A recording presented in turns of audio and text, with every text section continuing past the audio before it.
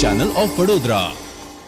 ડભોઈ શહેરમાં ઠેર ઠેર ઉભરાતા ગટરના ગંદા પાણી અને કચરાપેટીમાં પુષ્કળ ગંદકીને કારણે દર્ભાવતી નગરી ગંદકીથી ખદબદી રહી છે। ડભોઈમાં કેટલીક જગ્યાએ ગંદકીને કારણે ડભોઈ શહેરમાં કોલેરાના શંકાસ્પદ કેસોના સેમ્પલો મોકલવામાં આવ્યા છે।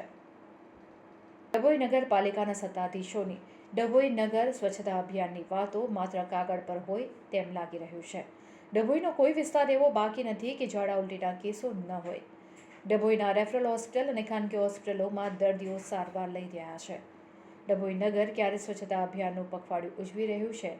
નેતાઓ માત્ર ફોટા પડાવી ફેસબુક પર ચડાવીને અને ઇન્સ્ટાગ્રામ પર ચડાવીને સંતોષ માનતા હોય તેમ લાગી રહ્યું છે।